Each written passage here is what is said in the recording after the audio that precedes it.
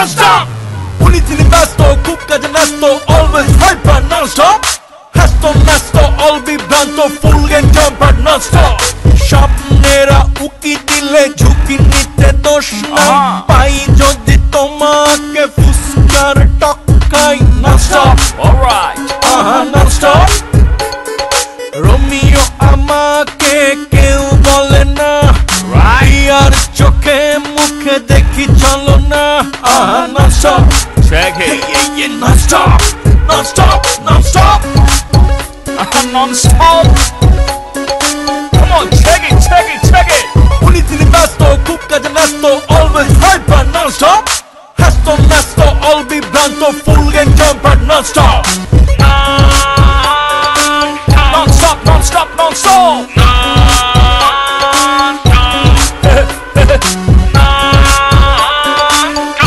Non-stop. Non-stop, non-stop, non-stop.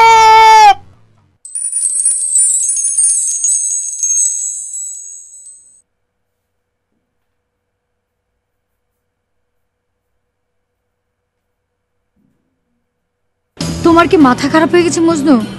এত সুন্দর একটা রোমান্টিক প্লেসে তোমার সূত্রের কথা মনে পড়লো? আহা অহনা, এটাই হচ্ছে বেসিক। এই সূত্রগুলো যদি তুমি না জানো তাহলে তুমি অঙ্কও শিখতে পারবে না, আবার টিউশনও করতে পারবে না। অঙ্কের টিচার একদম পাই না, বুঝছো? যা পাই আধুনিক মডার্ন মেয়ে। আমার আর কিসমতের আব্বুর এগুলো একদম ভালো লাগে না। আমি চাই আমার মেয়ে আমার মতো করে আদব লেহাজে বড় হোক। আপনার কাছে যত সব ফালতু থিওরি। ফালতু থিওরি না, আমি যা বলি সেইগুলি ঘটনা। আপনার মনে নাই? হ্যাঁ, আপনার বইয়ের পিছনে সাইমন লাগছিল। হ্যাঁ লাগছিল। সেটা কার জন্য? সেটা তোমার জন্য, তোমার আর তোমার ভাগ্নের জন্য। তোমরা তো ছিল বাটপার, তোমরা এই ঝামেলাটা করছো, তোমাদের জন্য সমস্যা হয়েছিল আমার। ভাইজান আপনি কিছু মনে করবেন না, হ্যাঁ আপনার একটা সমস্যা আছে। যতবার আপনার সাথে আমার দেখা হয় প্রথমে খুবই বিনয়ের সাথে আপনি আমার সাথে কথা বলেন, কিন্তু কিছুক্ষণ পরে তুই টাকারি শুরু করেন, তুমি বলেন, বিষয়টা ভালো লাগে না। সেটা তো তোমাকে দুইজনের গায়ে পড়া স্বভাবের জন্য। দেখো ফারুক, তোমার আর তোমার ভাগিনার নিয়ে আমার কোনো মাথা ব্যথা নাই।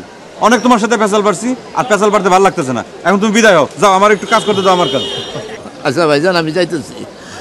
শোনেন, আমার ভাগনা ছিল আমার জান, আমাদের ছিল দুই দেহ এক আত্মা। সঙ্গী হারানোর বেদনা আপনি বুঝতে পারবেন না। যেদিন আপনার জান আপনার ছেড়ে চলে যাবে সেই দিন আপনি বুঝতে পারবেন এই বেদনা, এই কষ্ট কতখানি। আসি।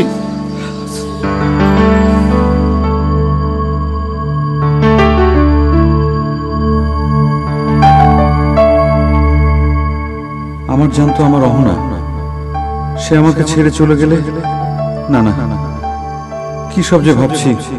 ধুর, এই লোকটা কোনো না কোনো টেনশন দিয়ে যাবে।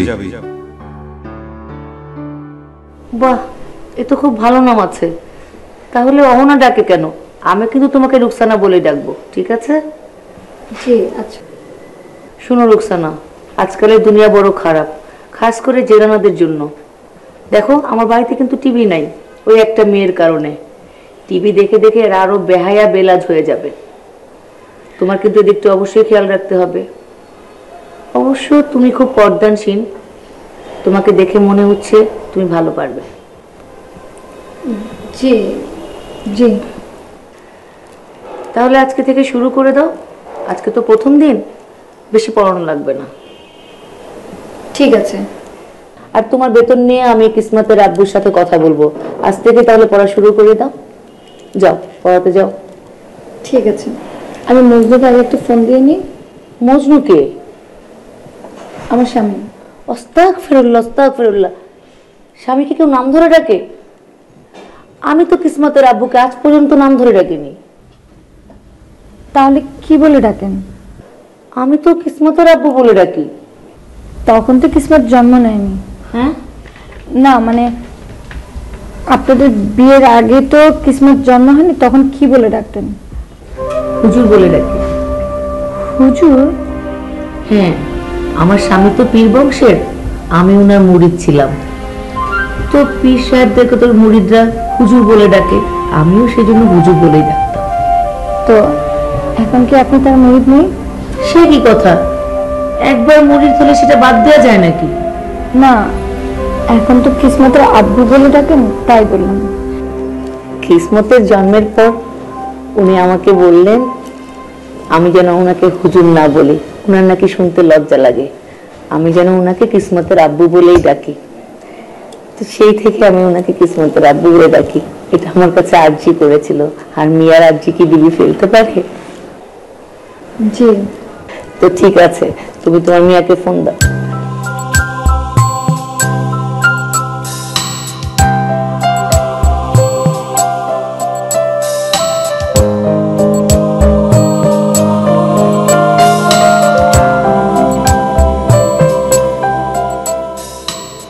হ্যালো অহনা, হ্যাঁ মজনু, কি খবর?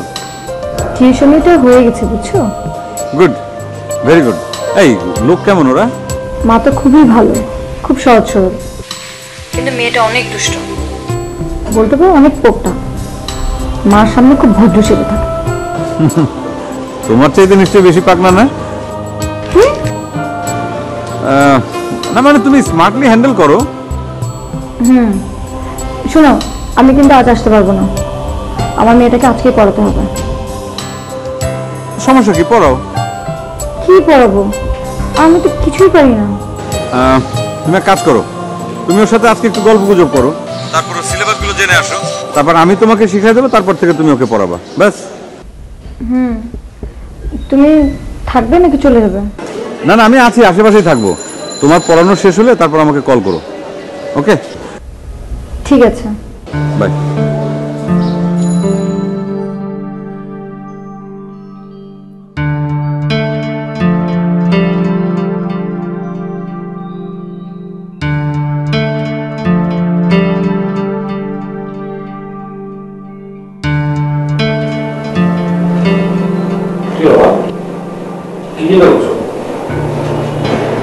চিন্তা করছি না, ভাবছি ওই বাসার কি অবস্থা। আমরা সবকিছু সামাল দিতে পারছি তো? এর মধ্যে তো মজনু মেয়েটাকে দিয়ে আবার কাজ শুরু করেছে। জয়ী তো অফিস দিয়ে ব্যস্ত, মজনু তো কোনো কাজে হেল্প করবে বলে মনে হয়। কি ছিল ওই বাসার অবস্থা, ঠিকঠাক মতো পরিষ্কার হচ্ছে কিনা আল্লাহ জানে। ঠিকঠাক মতো পরিষ্কার মনে হয় না, একটু পরিষ্কার যদি না হলে কি হবে মা? কাজ করো, তুমি ওই বাসায় গিয়ে পরিষ্কার পরিচ্ছন্ন করে আবার তুমি এখানে চলে আসো। আমি তো সে কাজই করি, আমি তোর মতো নাকি? কাজ না করলে তো পাগল হয়ে যাবে। হ্যাঁ, সেই জন্য তো মা তুমি অল্প বয়সে বুড়ো হয়ে যাচ্ছ। আসাদ, আমার সাথে ফাইজলামি করবি না। আচ্ছা মা, তুমি এদিকে চিন্তায় মরে যাচ্ছ যে ওই বাড়িটা পরিষ্কার হলো কি হলো না। তুমি এখনই অহনাকে ফোন দাও যে আজকে বাড়িতে ঝাড়ু দেওয়া হয়েছে কিনা, ঘর মোছা হয়েছে কিনা, স্পেশালি বাথরুমের কথাটা জিজ্ঞেস করো। মজা নেওয়া হচ্ছে না? যা ভাত, একটা চর খাবি কিন্তু। মা দাঁড়াও না, আমার তো কোনো কাজ নেই এখন, আমি তো তোমার সাথে গেজাই। মায়ের সাথে এভাবে কথা বলতে তোর লজ্জা করে না? অলস মস্তিষ্ক শয়তানের কারখানা। তোকে না দেখলে না, বিশ্বাস কর আমি এরকম প্রমাণ পেতাম। হাসবি না, তোর হাসি দেখলে আমার একবার গা জ্বলে যায়। মা তুমি তো নিষ্ঠুর কেন মা, এত নিষ্ঠুর কেন? আচ্ছা সত্যি করে বলতো, তুই যে কোনো কাজ করিস না, তোর লজ্জা লাগে না? দাঁড়াও না, আমি তোমাকে একটা কথা বলি, মানে আমি তোমার একটা রিসার্চের কথা বলি। কিছুদিন আগে আমি পত্রিকায় পড়েছিলাম, বলো কয়েকজন মানে মৃত্যু পথযাত্রী মানুষকে জিজ্ঞাসা করা হলো যে আপনাদেরকে যদি জীবনটা আবার ফিরিয়ে দেওয়া হয় তাহলে কি করবেন, কাজ করবেন? কেউ বলেনি যে আমরা সবাই কাজ করবো, বলছে যে জীবনটা যদি ফিরে পায় তাহলে আরাম আয়েশ, তারপরে জীবনটা শেষ করে মানে যদি দ্বিতীয় জীবন করা হয়, এই ধরনের একটা রিসার্চের কথা। আচ্ছা, কি সুন্দর অজুহাত। অলস লোকদের না অজুহাতের কোনো শেষ নেই, যে কোনোভাবে যুক্তি দাঁড় করাতে পারে। আমি বুঝি না আমার এই দুই ছেলে এরকম কি করে হলো। একদিকে তুই আর একদিকে মজনু। কই জয়িতা তো এরকম না। কেন সে কাজ পাবে? যদি সে আমার মতন শ্বশুরের সম্পত্তি পেয়ে সেটা ব্যাংকে রেখে সেখান থেকে সুদের টাকা পেয়ে মানে সেটাকে যদি আরামায়েশের মধ্যে খরচ করতে পারতো তাহলে জয়িতা এরকম কাজ করতো না। জয়িতা একটা ভালো বিয়ে হয়ে যায় কিংবা সে কাজ করবে না, কখনোই না। সবাই তোর মতো না, তোর আর মজনুর মতো না। আর তুই যে রিসার্চের কথা বললি না, ওটা আমি পড়েছি, আজকে পত্রিকায় বার হচ্ছে। আর সেখানে মৃত্যু পথযাত্রীদের কথা বলেছে, তাদের স্বপ্ন পূরণের কথা বলেছে। তো তুই এখন আমাকে বল, তুই যদি কাজ না করিস স্বপ্নটা পূরণ হবে কি করে? হ্যাঁ শুনি।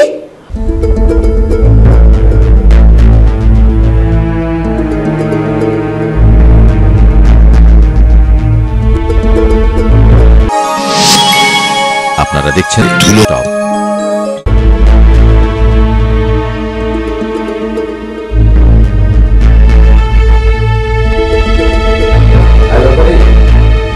জি স্যার, আসসালামু আলাইকুম। আসুন না। ওয়ালাইকুম আসসালাম। কেমন আছেন ম্যানেজার ম্যাডাম? জি ভালো আছি, বসুন না প্লিজ। বহু আচ্ছা।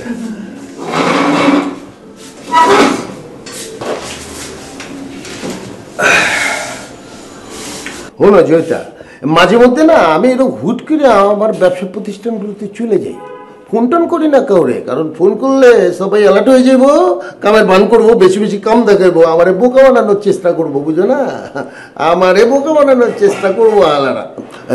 সরি, এই মুখ ফুচকা হালা বেড়ে গেছে, সরি। ইটস ওকে স্যার, অসুবিধা নেই। তো কেমন চলতেছে তোমার অফিস? না থাক, এইটার উত্তর তো আমি পেয়ে গেছি, বাইরে দেখলাম অনেক তোড়জোড় চলতেছে, যদিও ক্যাশ অহনো আইতেছে না। স্যার আসবে, আর একটু অপেক্ষা করুন, অবশ্যই আসবে। তো জয়িতা, আমি তোমার কাছে আইছিলাম একটা সুপারিশ লইয়া। সুপারিশ? হ্যাঁ সুপারিশ। তোমার অফিসে তো এখনো 2টা পোস্ট খালি আছে। জি স্যার, মার্কেটিং এর একটা, আর হচ্ছে আমি যে পোস্টে ছিলাম প্রুফ রিডার, এই 2টো ভ্যাকেন্সি আছে। আচ্ছা, তাহলে এক কাম করো, তুমি প্রুফ রিডারের লোকটা খুঁজে নাও, আর ওই মার্কেটিং এর জন্য আমি একজনের তোমার কাছে সুপারিশ করতেছি। স্যার কি যে বলেন, আপনার প্রতিষ্ঠান, আপনি আমাকে কি রিকোয়েস্ট করবেন? আপনি বলুন। না না না, এটা বললে তো চলবো না, প্রতিষ্ঠান আমার, কিন্তু প্রতিষ্ঠান চলবো তোমার কথা, তুমি চাকরি না দিলে চাকরি হইব না। আচ্ছা ঠিক আছে স্যার, বলেন কে, কাকে চাকরি দিতে হবে? তুমি তাহলে ভালো করে চিনো। আমি চিনি। কে, কার কথা বলছেন? আমার পোলা। জানি তোমার সাথে খুব বেয়াদবি করছে, তোমার ভাবি না বোন লোকও খুব খারাপ ব্যবহার করছে, তারপরে তারা আমি কিন্তু খুব টাইট দিছি, একেবারে সিধা করে ফেলেছি, বুঝছো? এখন সে আগের মানুষ নাই, কিছুটা বদলে গেছে। তুমি চাকরি দিয়ে দেখো, যদি চাকরি করতে করতে আবার যদি এরকম উল্টা পাল্টা কিছু করে তাহলে হারে বাদ দিয়ে দিও, তখন আমি আর কিছু কমো না, ঠিক আছে? ঠিক আছে স্যার। কি আমার উপর বিশ্বাস আছে তো? কি যে বলেন স্যার, অবশ্যই আছে। তাইলে আর কি হলো, ভালো কাম করলে তারা রাখবা, আর যদি কাম না করে ফাঁকি দেয় তাহলে বাদ দিয়ে দেবা।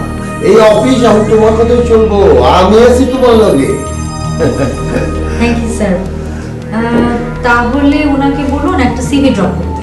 আচ্ছা কিসমত, তুমি আমাকে একের পর এক কোশ্চেন করেই যাচ্ছ। তোমার আমার পার্সোনাল ব্যাপার নিয়ে এত ইন্টারেস্ট কেন? আমি তো তোমাকে পড়াতে এসেছি, রাইট? মানে সরি আপু।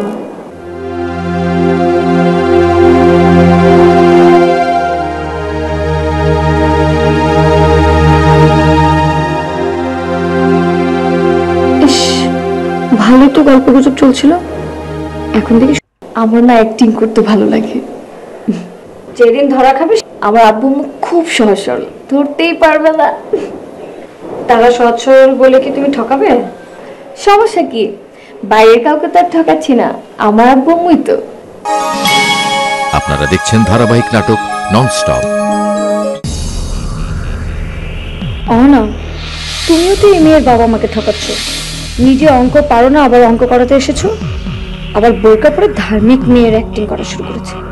উফ আপু, আমাদের স্কুলে এখন এই চ্যাপ্টারটা করাচ্ছে, দেখে দিই।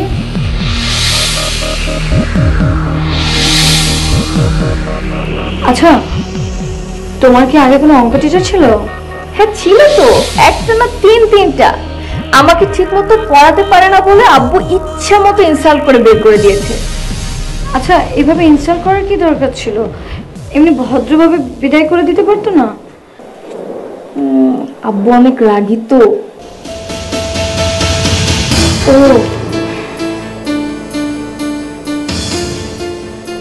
তোমার নেক্সট পরীক্ষা কবে? এই যে আপু, সামনে মাসে 15 তারিখে।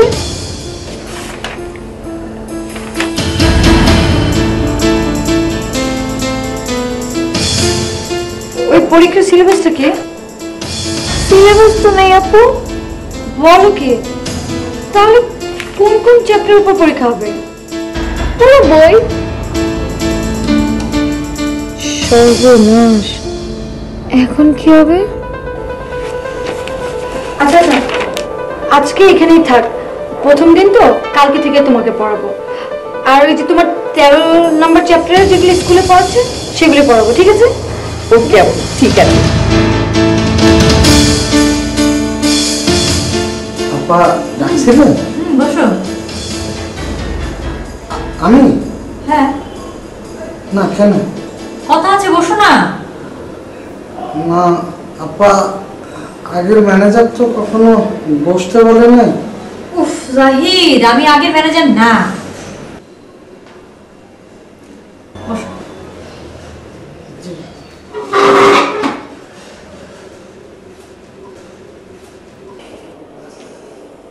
আপা, একটা কথা বলি। বলো। আমি আপনার সাথে কত বেয়াদবি করেছি। আপনি তো সেক্ষেত্রে আমাকে অনেক শাস্তি দিতে পারতেন, সেটা তো দেন নাই।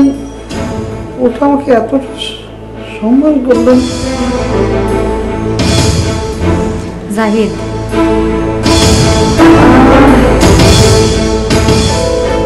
তুমি বেয়াদবি করো না এটা বললে আসলে মিথ্যা কথা বলা হবে আমার। করেছো, কিন্তু তুমি সাহায্যও কিন্তু আমাকে কম করো না। ম্যানেজার আর অন্যান্যরা যখন আমাকে প্রচণ্ড কষ্ট দিত, একমাত্র তুমিই কিন্তু আমাকে সান্ত্বনা দিতে। তোমার সাথে কথা বলি আমার তখন ভালো লাগতো। সো এসব কথা এখন ভুলে যাও, আর এসব মনে করার আমাদের কোনো টাইম নেই। নতুন বিপদ আসছে অফিসে। বিপদ?